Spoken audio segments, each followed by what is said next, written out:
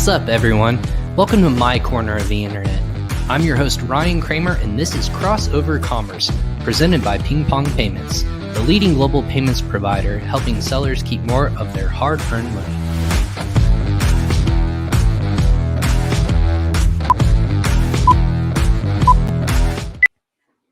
What's up, everyone? I'm your host, Ryan Cramer, and welcome to another wonderful episode of Crossover Commerce, episode 118 of Crossover Commerce. This is my corner of the internet where I share and bring to you the best experts in the Amazon and e-business space, and further as well. This is where I want to share their insights and bring the most important aspects of selling online. If you're new to the show, welcome aboard, and thank you for listening or watching along with us today on social media. We wanted to bring on a special guest today who also has a podcast, but we wanted to pose the first question of where we are today. Creating streamlined integrations allow for accurate forecasting and realizations in capital management. So I wanted to title today's episode, Tech Stack for E-commerce Businesses and Their Journey to ERP. And that's for e-commerce businesses looking to scale and really making an enterprise solution, talking to and being available for e-commerce and e-business solutions. So we're going to get into that today. But as always, Crossover Commerce is presented by PingPong Payments. PingPong transfers more than $150 million a day. That's a lot of money for e-commerce sellers just like you. If you're listening to this, we've helped over 1 million e-commerce sellers across the world and transferring to date over $90 billion in cross-border payments. That being said, if you want to sign up for a PingPong account, go ahead and click on that link below, or you can check it out online. It's going to be in the show notes. Definitely check out PingPong Payments. It's free to sign up, and it's going to save you money. What else is better than saving more money as a growing business? And we're going to be talking about that maybe a little bit today as well.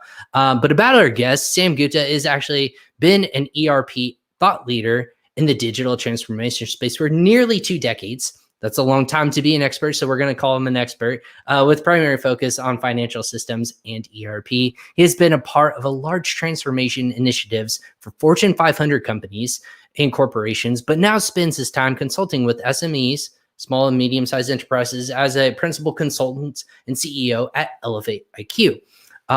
Sam has actually been involved with startup ecosystem in the last 10 years and has had experience in building and growing businesses from scratch. He regularly speaks in the industry conferences and contributes his experiences through many popular blogs, publications, and also has his own podcast called WBSRocks, focused on business growth through digital transformation in ERP, where he interviews top influencers and executives in the supply chain, digital transformation, and accounting spaces. I want to go ahead and welcome to Sam Gupta of ElevatIQ to Crossover Commerce. Sam, thank you for joining us today. Thank you so much for having me, Ryan. I am super excited to be here. I am a big fan of your show. I love your energy. So again, super excited to be here. I appreciate that. Thank you so much. And that's the beauty of podcasting, right? We get to kind of reach a little bit further than our own initiatives in our own industries, and to make sure that there's so many overlapping articles and business services that so many companies are out there are innovating and growing. Yours just happens to be kind of doing that on a day-to-day basis, where you're taking capacities of different businesses and piecing them all together, and you're the expert in the space. Like I said, 20 plus years in the space is fantastic experience. Yeah, could not agree more. And I would definitely like to add to what you just said about the podcasting. Obviously, it's a great journey. I just have so much learning on a daily basis. So I learn from that journey, and then I talk to very exciting businesses that are on their growth journey with their business transformation, with their digital transformation. So obviously, I am going to have very compelling stories in terms of what has really worked for them and what has not worked for them. Well, I love that. Well, let's get right into it. So your background is basically piecing together these massive puzzles and putting them together so they all speak with each other. Maybe from the get-go, when you say ERP, a lot of people may not know the basics of what a simple definition of an ERP is. So maybe we start there. What is, in your mind, the best way to explain an ERP or an enterprise resource planning system? So there are various different school of thoughts, and I'm actually going to be touching on all of those from different perspectives. So number one is going to be really the let's break it down. What an ERP is. So ERP stands for Enterprise Resource Planning. Okay. So what we are doing as part of ERP is we are managing the resources of an enterprise. What kind of resources are we talking about here? So the majority of the time, the real value ERP is going to be in some sort of product-centric businesses. And those are going to be either your e-commerce, retail, distribution, manufacturing. These are our product-centric business just because they have a lot more moving pieces. So when we think of the resources, we are talking about all the resources that actually make your products, which is going to be the materials that go in the product. That is going to be your tools, machines, equipment, fixtures, whatever is going to be present in your warehouse or on the shop floor. All of that is resource, and all of this need to be planned to ensure that when you are running that expensive machine on the shop floor, you need to make sure that you have the inventory. When you are in the warehouse as part of your e-commerce business, you want to make sure that you are not consuming too much time when you are walking from one step to the next, when you are doing the pick, pack, ship process. So you want to plan all of these resources, including the labor that is going to be important in each of the steps that you are going to have from the business process perspective. Now, let's switch to the other perspective, which is going to be slightly more software development perspective, okay? So a lot of people, when they think of ERP, they are thinking, you know what? There's such a giant system, old, boring, monolithic. That's what they are thinking of ERP, to be honest. I mean, that's how they are positioned in the market. Exactly. But, the real sense, if you go back to your B school, in the management class, and one of the things that they used to teach is buy versus build. When you are buying something off the shelf, you are buying a product.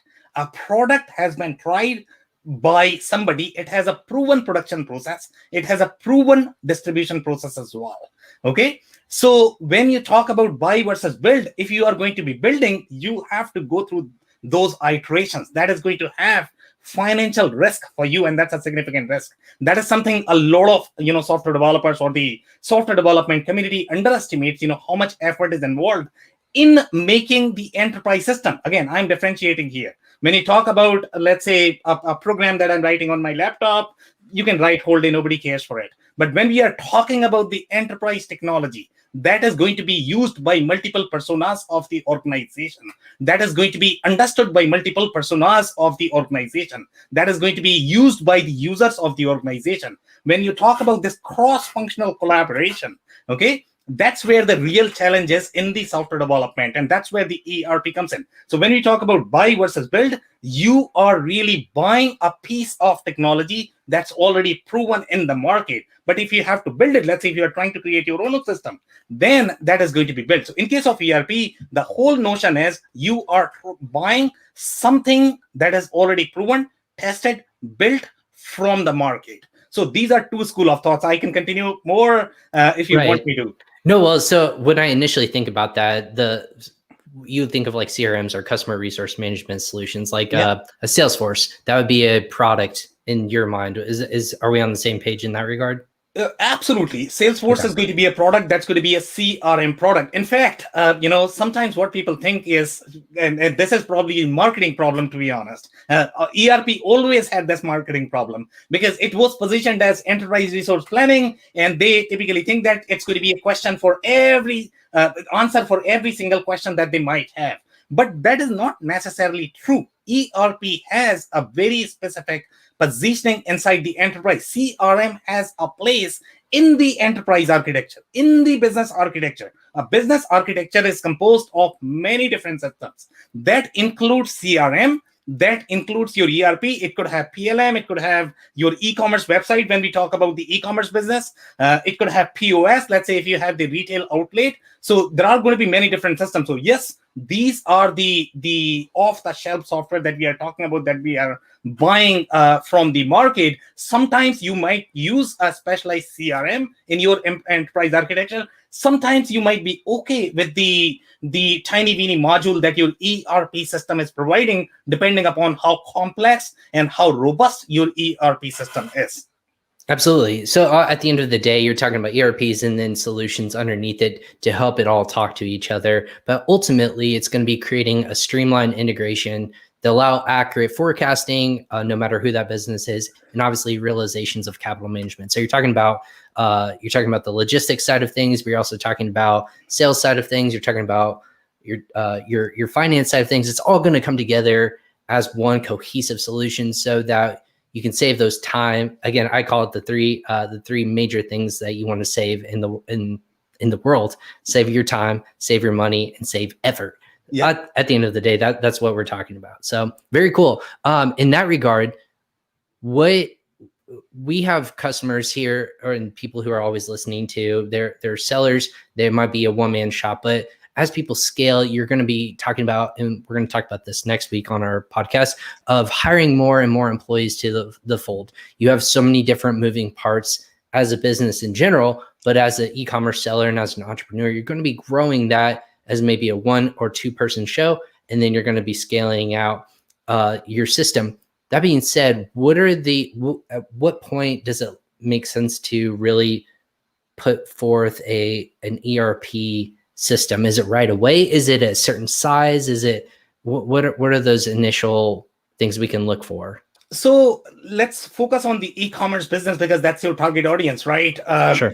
So in the e-commerce business, there are going to be designated inflection points. Now, when we talk about e-commerce, the definition of e-commerce could vary in B2C versus B2B. Sure. The product type could be different. So because of that, there are going to be some nuances in terms of when you are going to hit your inflection points. But the most general inflection points are going to be your $5 million, $10 million, $20 million, $50 million, $100 million, $250 million. So the way the inflection points work is these are going to be your critical moments when you are going to be growing faster. So either you need to add a lot of bodies, which is going to be manpower. And when you add the bodies, now, why are you adding people? Are you adding primarily because of the increased admin effort?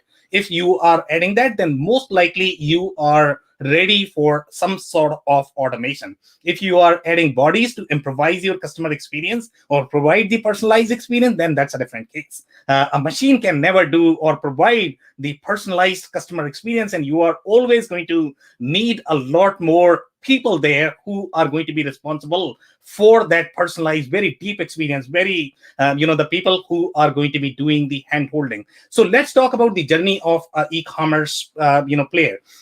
Let's start from these startups. So the majority of these startups, they are going to start with some sort of, e-commerce phase. If they are going, let's say, D2C, if they are starting on Amazon, then it's a different story. They might not even have a website yet, right? Right. So if they are starting on Amazon, they might completely outsource their 3PL, their operations, so they don't have to worry about the fulfillment, the operations, and they might be managing their financials on QuickBooks. They might not even be aware of that because they are working with an accountant who is actually managing that process. Right. Now, once you reach to that $5 million point, then one of the things that you are going to realize is that, let's say, if you are hitting $5 million on your Amazon channel, one of the problems that CEOs are going to face is, hey, I am stuck on Amazon. And tomorrow, let's say, if Amazon changes their policies, then I am dead in the water because I am completely reliant on Amazon. So you need to diversify your channel. So how are you going to diversify? So obviously, one of the things that you could do is you could try slightly more DTC channel, which is going to be, let's say, if you create a website, if you want to have, let's say, the retail front, you could do that as well. But once you start doing that, the more channels you add, the more process complexity you are going to add, because Amazon is just one process. Typically, the process fulfillment from the order to cash is going to be slightly similar, unless you are talking about the specific Amazon processes. Now, if you add another channel, either it could be Alibaba, it could be any other e-commerce channel, or it could be website, or it could be mobile commerce. I don't know, man. I mean, there are just so many different options. There's a lot out there now. in the marketing world. But at the end of the day, what you are trying to do is you are actually trying to capture that order. You are trying to process that order. You are trying to be faster than your competitors. Okay. So just coming back to your point about the systems in the journey, when you are adding a lot of employees in the organizations, so you need to think about these inflection points. And typically $5 million to $10 million is going to be a state when you are probably going to be require much tighter cross-functional collaboration. If you don't have that, then you are going to have increased effort. When we look at the process, for example, a typical process in the e-commerce business is going to be order to cash. Okay, I am not talking about what happens prior to the order. That's a different ball game altogether. That's a pre-sales process. That's the marketing process. That is equally important as well. But when we talk about the real dollars, you need to have control in the process. If you don't have control in the process, it can fire back in a lot of different ways.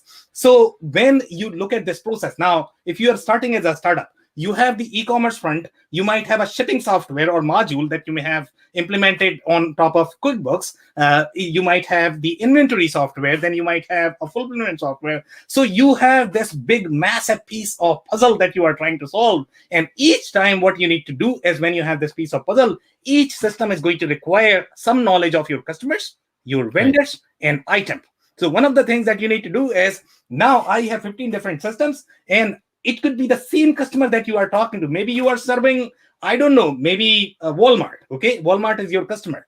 Now, Walmart could be in 15 different states, and those states could be completely different. So now, if you need to provide a report related to Walmart, okay, what the hell is happening in the Walmart account? Do I know? So now I need to go to those 15 systems. I need to get all of that data, reconcile, and assuming that each of these customer instances is going to be just one in the system. It's not going to be multiple, because they could have branches, they could have corporate offices, they could have so many different hierarchies inside that customer architecture. By the way, the same thing could happen in case of your vendors as well. Okay, so you have complexity. So typically, when you reach to that $5 to $10 million point, what you are going to do is you are going to add a lot more people in finance department. You are going to add a lot more people in the operations department. You are going to add a lot more people in the IT department. And the only thing they are doing is they are taking order from one system and they are putting in the next, or they are simply compiling the reports. When you are at that state, when you are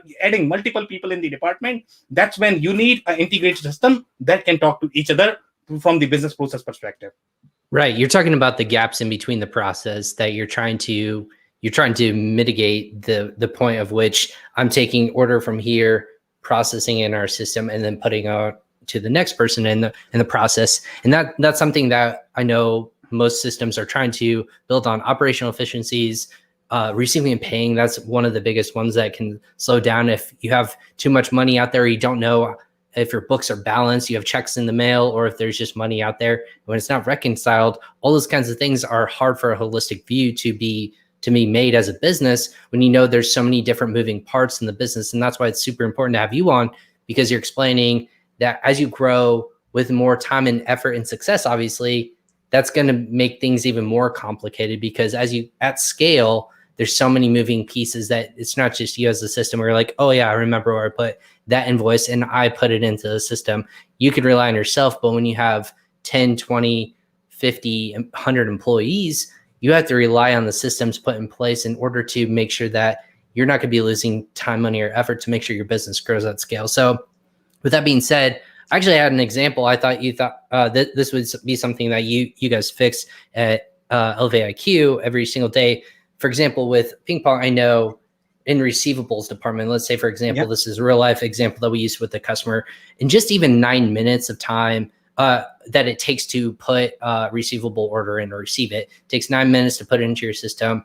And if you're have 200 invoices on a single month times 12, that's 45 admin days per year that you would actually be able to save that you're spending on just that one processes. And same with payables. We've actually looked at a customer, 7 minutes for a payable to put in a payable order 200 times over a course of 12 months. That's 35 days of admin time that you're spending on just this one processes. is your ultimate solution is just to eliminate the time spent on minute tasks that can just be otherwise changed in a snap of a finger? Is that maybe at the root of it all? Yeah, you are so spot on. In fact, right now you are talking about just one process, okay? And I'm going to bring some insights in the data from one of the persons. I mean, he actually designed a lot of different accounting systems, to be honest. Okay, he has been in the market for roughly 60 years. He is one of the top, 9 accounting tech star in the world. He's very well worshipped. His name is Randy Johnston. And one of the things that he talked about is documenting the processes. An average business is going to have roughly 300 different monetary processes. And when we talk about monetary process, these are going to be the processes which are going to have some sort of dollar amount involved. That's where your accounting is most likely going to be impacted, or maybe it's going to be remotely impacted. But there are going to be some of the non-monetary processes as well. And those are going to be, for example, whatever you do in the pre-sales and marketing, whatever you do in your engineering R&D department. So those are going to be, so in total, you might have roughly 900 process or maybe 600 processes, right? In any given business. Ryan, you are talking about just one business process at this point of time. And you are talking about the efficiency gains just because of this cross collaboration of the process, just duplication of the effort across the system and the optimization that you can get just by streamlining the whole value chain in your enterprise. So here we are talking, when we talk about ERP, and people have this tendency to think, hey, it's almost like the binary thinking, either ERP or non-ERP. That's not how to think about ERP. Okay, again, we are trying to overhaul your entire business. Okay. What would you? I was going to say, let me interrupt real quickly, Sam. What if I hear this, I'm saying streamline? Yeah. Instantly that throws up a red flag, not for a bad reason, but I hear a lot of people say, well, that just eliminates either someone's job to input, like it could be like an accounting person just to put in systems. We're not talking about eliminating positions or manpower. We're talking about being more effective so that at scale, you can actually do a lot more with the same amount of time, correct? We're not talking about eliminating or even AI or anything like that. We're talking about just making it faster so you can do more with the same amount of people, correct?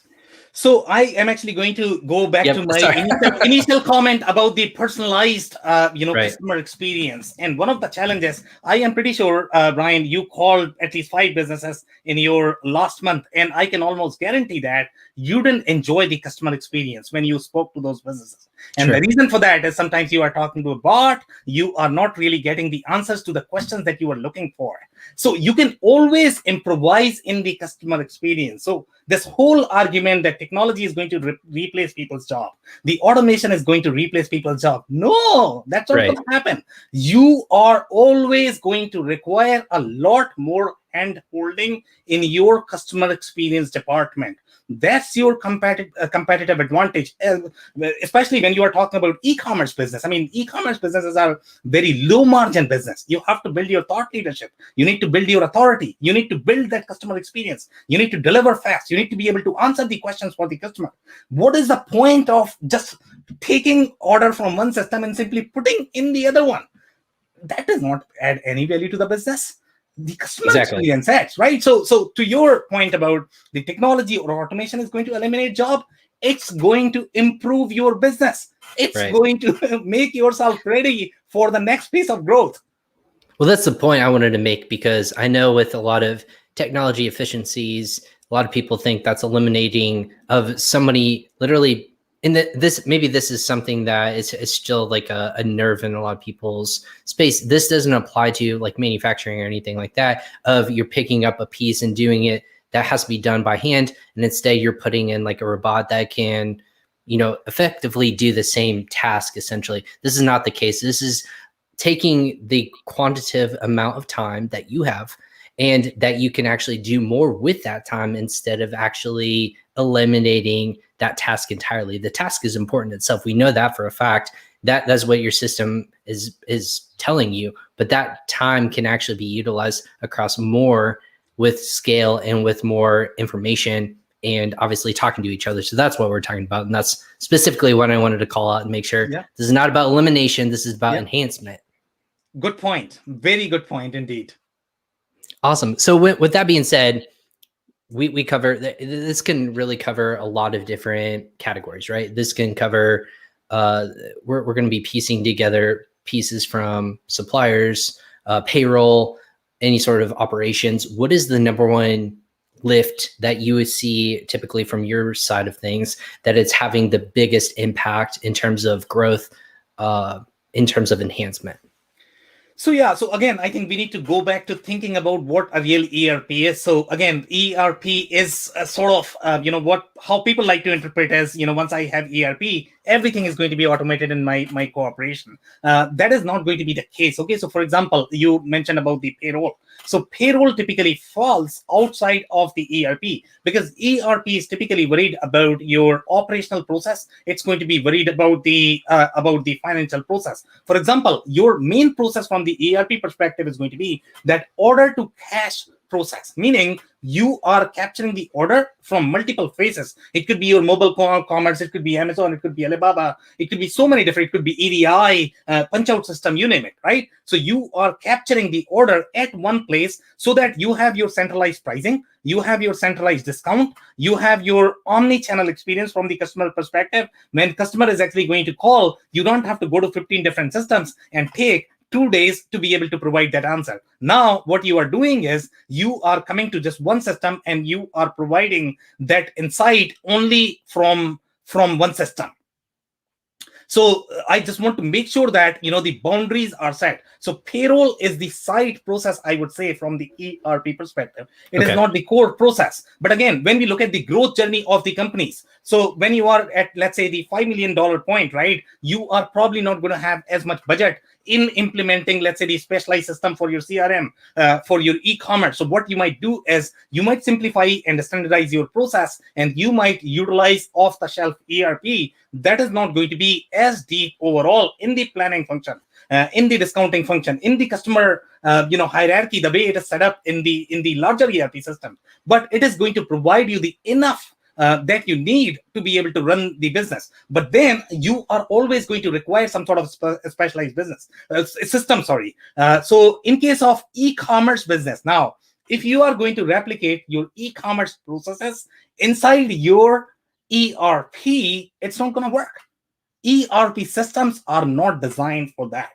E-commerce processes are very different overall. When we look at the way Shopify is designed, the way Magento is designed, the way BigCommerce is designed, the way WooCommerce is designed, it's designed to be sort of the order-taking interface, okay?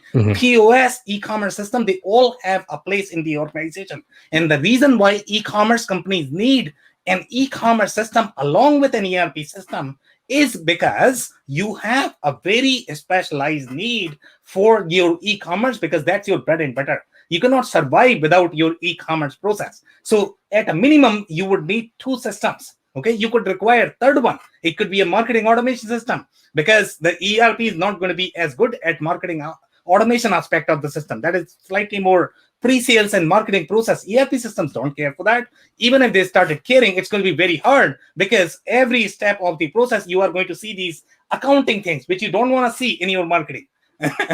Right. Yeah. You don't want us marketing people to be looking at the numbers. That would be bad news for everyone. So with that being said, people might ask, why isn't a Shopify build it so that it is an ERP? But I feel like you answered that question in regards of it's a system that it's going to be unique for every business, right? It might be depending at scale where you might fit. They can't just build one solution for everyone. It has to at scale. You're the master in terms of customization, I would say, in going in and each individualized company. You can say, all right, well, this is how many people we have. This is what sales we have. This is the type of order we need. And you tie it all together based upon their needs and not just a cookie cutter solution. Exactly. So some comments based on what you just said related to Shopify. Why is Shopify not ERP, and why is not somebody building just an ERP for the e-commerce players? Right. Why can't make it simple and just, call it as e-commerce system, just one competitor, one market. We don't have to worry about anything. It's going to be monthly, expense for myself as a customer. Typically, the software vendors that we have in the space, right? They don't think this way. ERP, when we think about from the process perspective, they are designed to serve multiple businesses. Shopify serves a very specific needs for the e-commerce player. They are not trying to compete with the ERP vendors at all. So typically for the e-commerce, businesses, you are going to require, as I said, two different systems. That is going to be your Shopify, which has a very specific functionality. For example, coupons.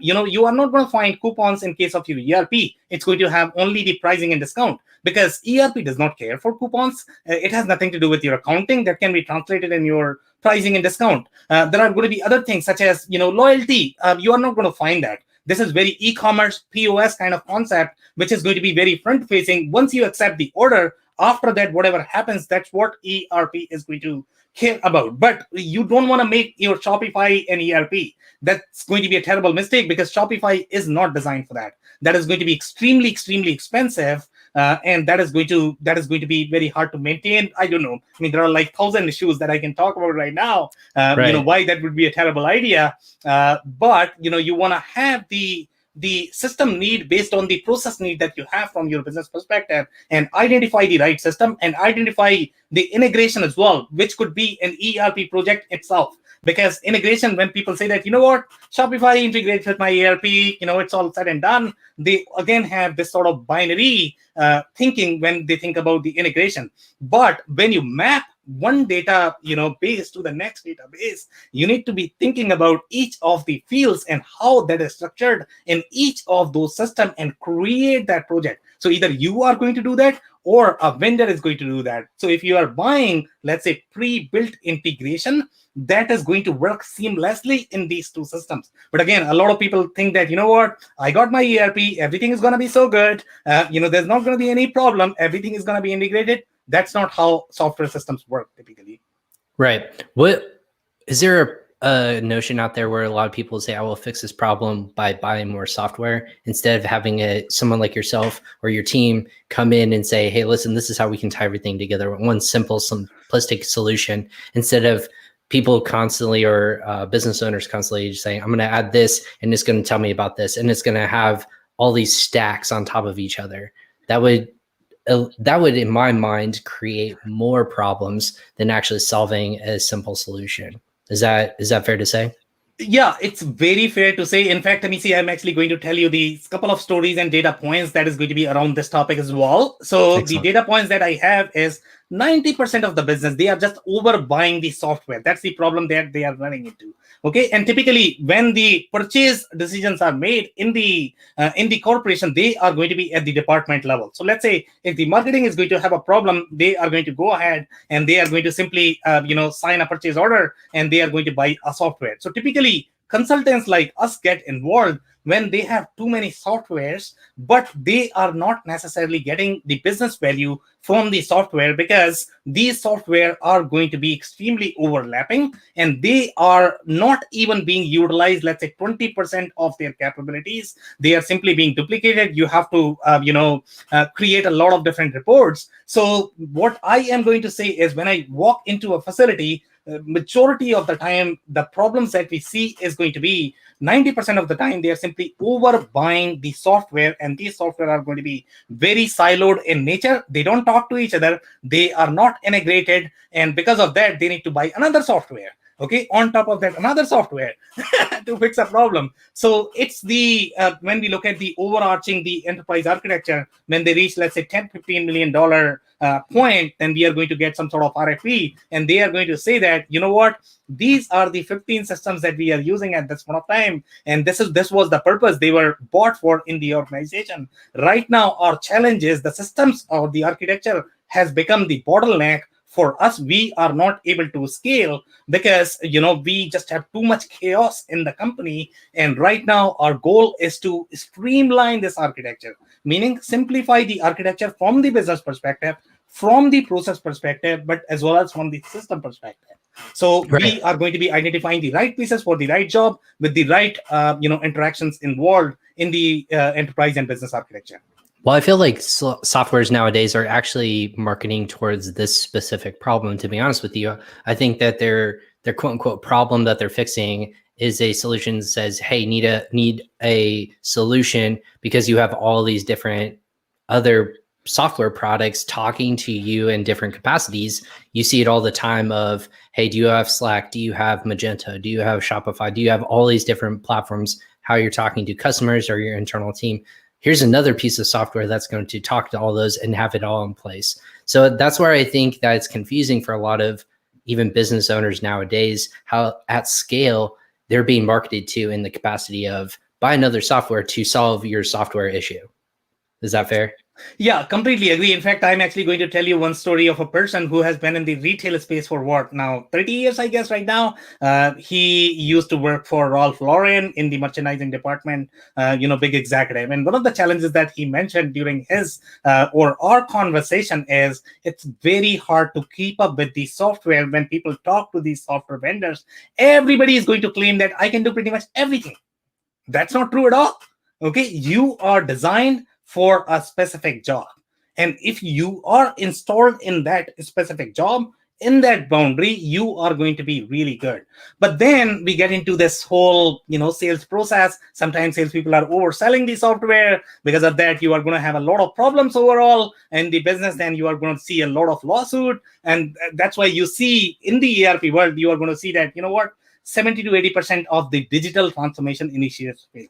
Okay, they fail. Number one, the business is not simplified. The business is not documented. The business architecture is not really captured on paper. And I use this analogy when you are building a city, when you are building an airport, when you are building a house, you are never going to start by laying the bricks, or you are not going to start, hey, Ryan, Ryan, I have my room. I want my room in this particular fashion. I'm going to build it today, and tomorrow you figure it out. That's not my problem. Okay, this is how the ERP world works. Okay, here we are talking about, I am marketing. I have my marketing budget. I am going to fix this from the marketing perspective. I don't care what you do in the accounting and operations. Okay, if you take this approach, you can imagine how chaotic that house or city or the airport is going to be. First thing that you need to do is you need to print your business architecture. That includes how your customers are going to be represented in the system, who is going to have source of authority, how the interaction and collaboration is going to work across the system. When you talk about e-commerce system, when you talk about ERP system, who is going to have authority? When you talk about punch-out system, where the data feed should be going. Should it be going in the e-commerce? Should it be going in the ERP? If ERP is your source of authority, if it is the financial control, if it is the financial glue that you are creating, most likely you want to create that inside ERP because that's what your centralized bus is. But now, if you talk to an e-commerce vendor in the market, they are going to say, you know what, it should go to e-commerce. But then you are going to run into a lot of challenges because whatever channels are coming to the e-commerce, the pricing and discounting may be centralized for those channels inside that e-commerce system. But once you get outside of that, for example, EDI, now are you going to get EDI as well in that feed? No.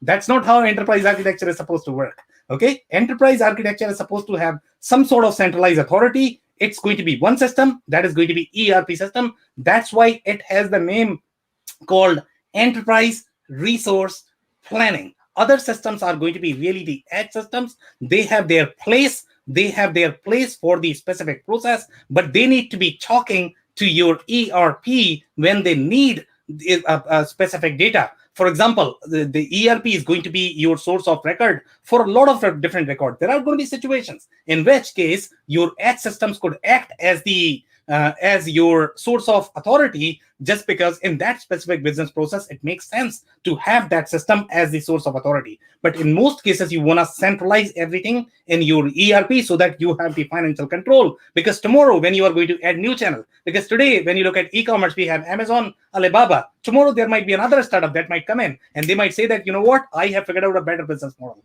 I'm actually going to, give you far better margins. So then, when you are going to add that channel, because you want to do that from the sales and marketing perspective, nobody likes to lose revenue, right? Once you do that, then you have to figure out, okay, now where is my enterprise architecture? That's going to be an afterthought. So the more you think about the architecture, on the paper, how it is going to scale as you are adding more channels, as you are adding more resources, as you are adding more sites, as you are adding more warehouses, as you are adding more companies in your portfolio. As the kingdom grows, you need to have space to do that. And that's what we tell people too, always, Sam, is when you're going to if you're thinking about your business today, your brand today, yes, you might only be selling on one channel. You might only be selling on Amazon. But what does that look like in 6 months or a year? Or if something crazy like 2020 comes along and you need to pivot your business. Now I'm wholesaling to a business. Now I'm actually in retail stores. Now I'm going to be building and growing on international level. Oh, I didn't realize that I need to have products that are logistically going to different companies or being translated in different kinds of languages or even receiving different kinds of currencies. And all of that kind of talks to itself of, it's scary for a lot of businesses to now all of a sudden look at their little bubble, see what they can control. And at scale and growth, you see all these different barriers, if you will. That's personally why I think that there's a lot of businesses that don't want to actually push those boundaries, and they're just happy where to grow or grow internally and where they're at. But that's not fostering an entrepreneurship. That's just, I don't want to have to handle that and grow, and I don't know how to problem solve. So where do you guys come in? What's the process like? You step in, you say, listen, it's a little bit easier in this capacity. We're going to build this so that it's not a bookend. It's an opportunity for you to add in another chapter to your story. What does that look like in that processes for you and your team? So typically our involvement, we get involved in a lot of different capacities. Sometimes it's going to be simply selecting a system and how that is going to fit in the enterprise architecture. So one of the major advantage that we have as part of our core expertise is going to be that expertise of multi-systems. That is very rare to find. You might know one, you might know two, but when you are talking about the entire enterprise architecture and building that enterprise architecture for scale, that is very rare expertise that you are going to be able to speak at the 100,000 level, but also at the bits and bytes and how data is going to be exchanged. So our expertise is going to be when you are buying, let's say, off the shelf module, how this is going to fit and going to be integrated in the enterprise architecture. So number one, you are not wasting your money in the additional licensing because you might be overbuying that software. The same argument that we discussed, that 90% of the companies are actually overbuying the software. They have this problem-driven approach that I have a small problem, I need to fix this within 2 days, and the problem is going to be solved by this software. But in most cases, your software is never going to solve a problem unless you streamline your process, unless you streamline the architecture. So again, our involvement is going to be, number one is just if companies require help in selecting a software that is going to provide the real business value for the corporation. The second kind of engagement that we get into is companies have invested $1 million, okay, and the implementation is not going anywhere, to be honest. And the reason for that is because they are trying to over-engineer. Okay, they are trying to over-create the system, and that's the most common cause of the problem. That didn't need to happen because there was already an off-the-shelf system that you could have bought. I'll give you one story. So this story is of an ERP system. They are more of the, in the wine distribution space, they have an e-commerce front. They were trying to implement a mid-market ERP, and the wine business has very unique business process. For example, your sampling. Okay, the sampling does not exist in other industries. The way the contracts are going to be, the way your inventory is going to flow is very different in that space. So what these guys did is, hey, I'm a technical guy. I can create anything. I can fix anything. Okay, so these guys went there and coded in the ERP. And again, I mean, the meter is running because people are really getting billed. They are putting a lot of effort. So, they invested $1 million. And finally, when we came in, it was, we thought that, whatever you have created, it already exists. You can get that for, let's say, $10,000 per year. It's going to be a subscription. So why do you need to invest $1 million? And there is no guarantee, by the way, that this software is going to work, because creating an enterprise software is hard. Creating a software that runs on a laptop is a very different ball game. Typically, in software, there are going to be three things that are going to be really important. It's going to be your code that anybody can write. Really, anybody. Even if you didn't go to school, you can probably write. The second is going to be the marketing aspect of the code. When you write, somebody else should be able to understand that. And that's where the biggest problem is. Okay, when you write, nobody is probably going to understand because it's not a well-documented code. When you look at companies like Salesforce, SAP, they follow a process in creating the software. That's why their software work. They are superior. They can be adopted by resellers. They can be adopted by customers easily. So that's the second problem. The third problem is going to be the infrastructure. Okay, that is the third leg of the stool that you want to think about when you are thinking of the enterprise software or ERP. So overall, these are the three things that you are going to be thinking from the enterprise software perspective when you are trying to implement these things. So what, in that capacity, a lot of that makes complete sense to me. So I'm trying to, is it easier for you as a company or maybe even a business to start with an ERP when they're smaller, or at growth and scale, you're holistically looking along the way and say, fix this all at once in one fell swoop? Is it easier to grow with an ERP, or would it be easier to just dismantle and implement at a certain level? So I would think that every 10 years, your business process is going to change so materially, and technology is going to move so much that you would probably require some sort of new ERP. So you do not think beyond those 10 years timeline. Now, to your question, when is the right time? Depending upon what stage you are in the business, I would say if you don't have IT background, if you don't understand how to implement an ERP, you don't have a teammate who has ever run a company that was $10 million in revenue, either hire somebody who knows what they are talking about, or work with somebody who really have experience implementing these ERP systems, because that could be a make or break for a company. So typically, if you are looking at roughly below $5 million point, you can literally run your business on paper, to be honest. You don't need fancy technology. Technology is expensive and risky. So if you are, let's say, below $5 million point, get Shopify, get your QuickBooks, just do everything manually. But once you outgrow that $5 million point, and you need to monitor how your sales is growing compared to your expenses. If your expenses are growing at a higher rate than your sales, that's the time that you need to be thinking, okay, what the hell is going on? Because now if I keep growing like this, I'm not going to sustain. Okay, so that's a little financial insight for a lot of organizations. So that is typically the indicator that you are going to find in a lot of businesses, that they might be at an inflection point.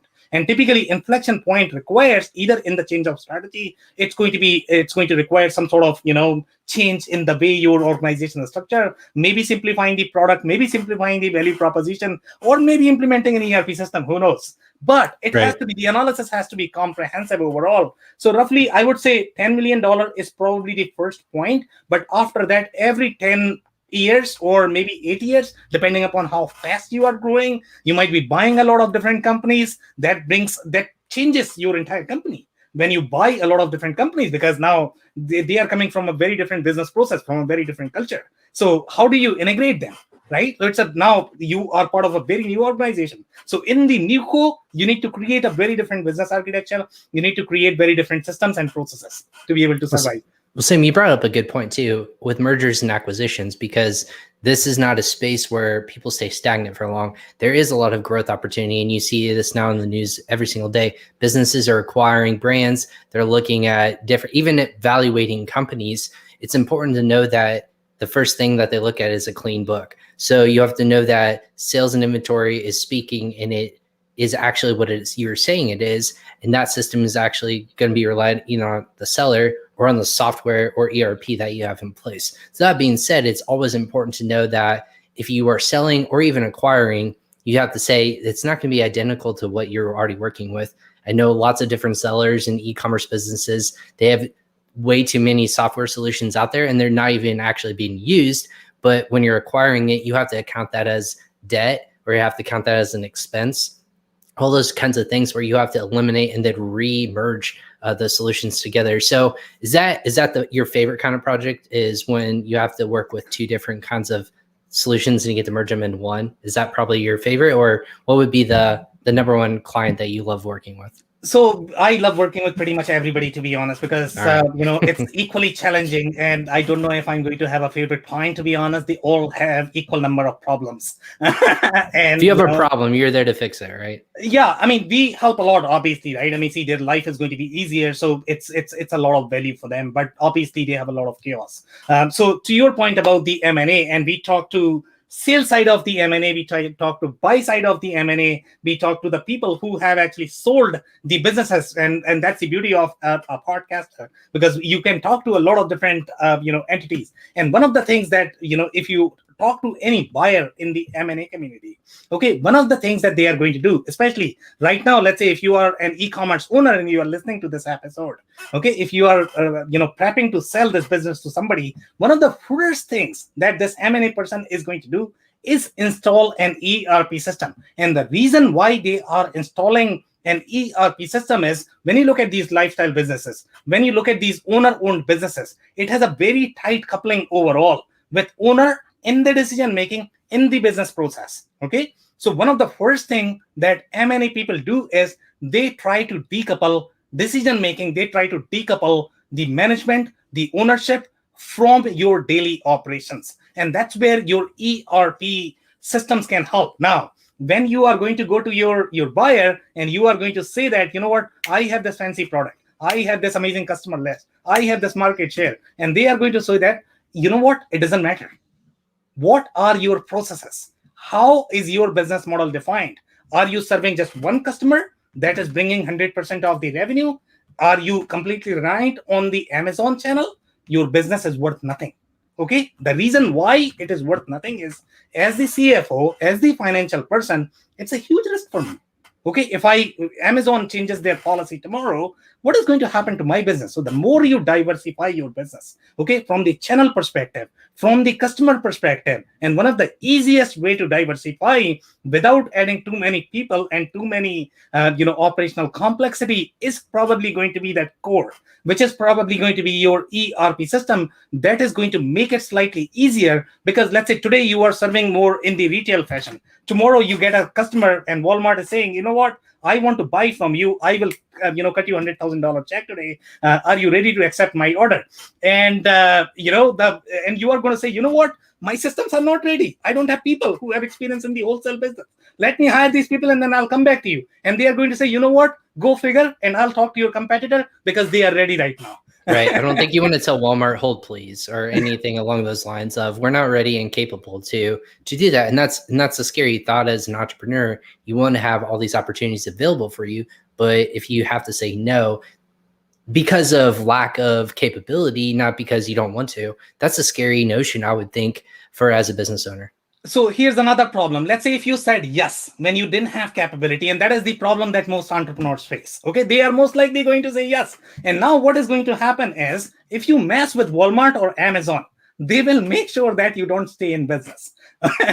Okay. Yeah. So again, you don't want to overcommit these big boys, because obviously they are extremely powerful. You want to commit for something that you are really able to deliver. And again, you are not going to have that insight unless you have that tightness of the process, unless you have figured out where are those slices from the P&L perspective, that tomorrow if I had $1 million extra in my bank account, where am I going to invest in my business? Do I have enough insight on my fingertips, inside my head?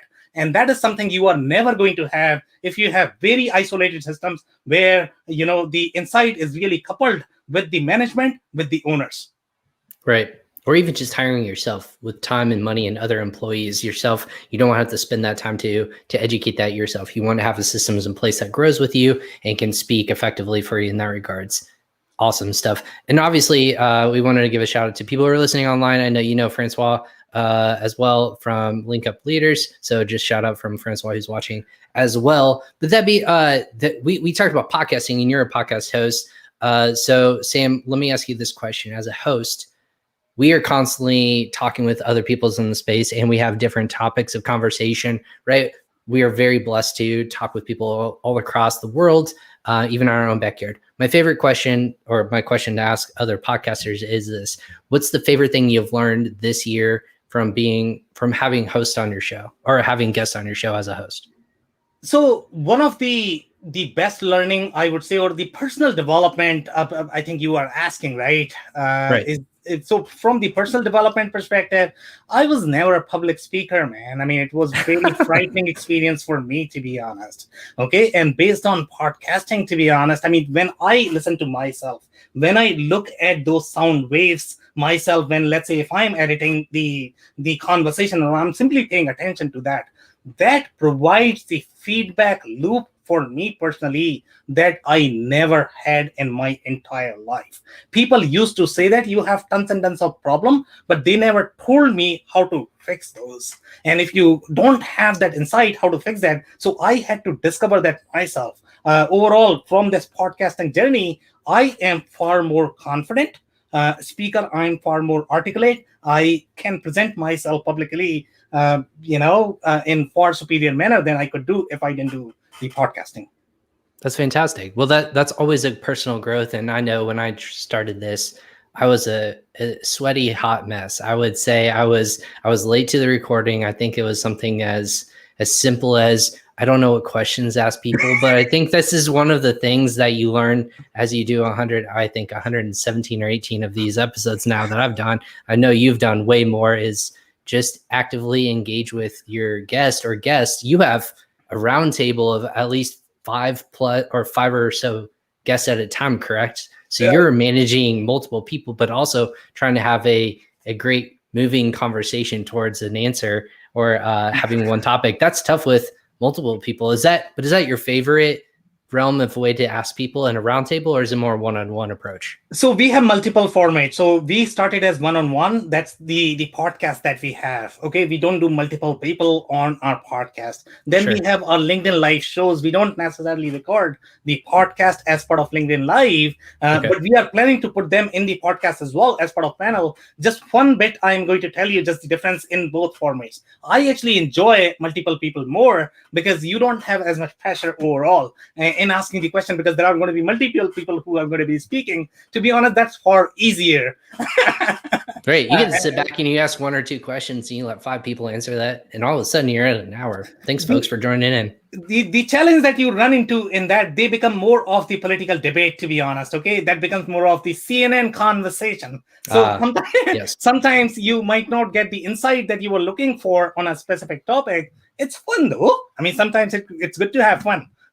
Yeah, it's a good break in your day, right? When you can have multiple people and you find 2 people that will pit against each other and really go at it. But that being said, I think you're right. There's pros and cons to both. When you're having a conversation like this, it's like a peek behind the blinds of a personal conversation, and that people get to look and listen to whenever they want. But at other points, you want to have multiple different points of view for a specific conversation. So depending on the format, that's excellent. So that being said, I know we're close to the top of the hour. Wanted to give you a platform and the ability to say, if people wanted to reach out to you, or if they want to connect with you, just learn more about either WBSRocks or ElevatIQ, what would that be? So the easiest way is, I'm super popular on social media. You can find me on LinkedIn. You can find me on Twitter. It's going to be SAM. Sam is the first name. Last name is Gupta, Gupta. WBSRocks, WBS.rocks is the name of the site. If you fill the contact form, one of the team member is going to help you get in touch with me. If you ping me on LinkedIn, I'm super responsive there. Or you can go to our ElevatIQ site, which is ELEVAT without an E. And IQ at the end, ElevatIQ.com is the domain. The same process in getting in touch with me. And I'm pretty sure you are going to have that in the show notes as well. Absolutely. It's already in the show notes too. We made sure it was in our title too. Connect with Sam on LinkedIn, everyone. And definitely check out his podcast. It's super fascinating. It's definitely outside the realm that I'm used to when I listen to my shows, but I love learning about different topics of conversation. It really elevates you as a both entrepreneur, but also as a human being too. You always have to push your boundaries. Otherwise, If you're just staying stagnant, you're not growing. So that being said, thank you so much, Sam, for hopping on Crossover Commerce today. It was a pleasure having you on in your busy schedule, but we'll make sure everything is linked in the show notes below for sure.